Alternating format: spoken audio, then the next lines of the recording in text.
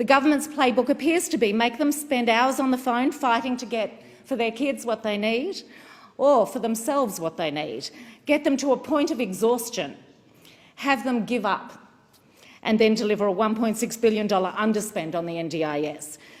Was that the government's plan all along? Is the government's idea of good policy delivery to make the service completely inaccessible so that an underspend can then be funneled into a budget surplus? How do you intend to fix this mess so that mums and dads all across the country, and particularly in the Blue Mountains and Hawkesbury, aren't reduced to tears on a daily basis fighting for their child to have what they're entitled to? It's like you've modelled it on the Hunger Games, and only those who have the energy to keep fighting are going to make it through your system. And I'll give you examples. This has been raised with me by Rachel, mother of Cameron, 9-year-old Cameron. She is fighting and exhausted from the fight. Chris Mousley tells me that he calculated he spent 100 hours trying to get basic service delivery for his 2 children under the NDIS. Are you happy, Minister, with the requirement that once people have gone through all of this, they have to do it again every 12 months? What are the key changes you intend to make to improve the journey for parents and participants?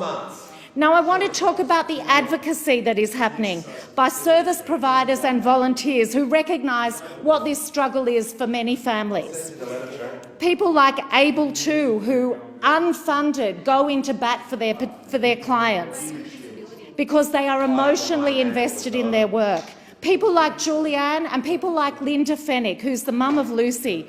Linda is currently supporting 28 people on a voluntary basis as they navigate the red tape-heavy NDIS. And she does that because she wants to be able to share some of the wins she's had as a mum of a daughter who she fights fiercely for. So does the minister have any plan to recognise the work that providers do and individuals do as advocates? Let's talk about quality of planners. Is the government happy with the quality of planning being done? And if you aren't, what do you intend to do to fix it? How do you plan to improve skills and expertise of planners? Because currently we have drastically different plans being written for very similarly impacted individuals, and often meaning someone is really under-supported while someone else gets what they need. So why doesn't the government allow for drafted plans to be viewed by participants? Because every participant tells me this would absolutely streamline the process.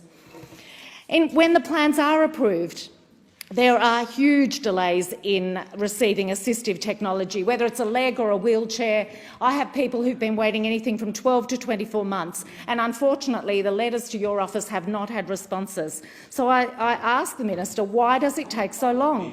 Why do they need to renew those OT assessments? Why is the system so red tape laden?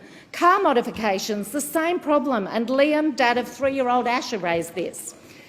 Why does it take so long, and why are the rules so inflexible given the reality that people can't always buy a brand new car? These are some of the many questions my community has, and the other question I have is, will the minister come and meet with my community? I would happily invite them to share their experiences with you. I thank the member for Macquarie. The question is the proposed expenditure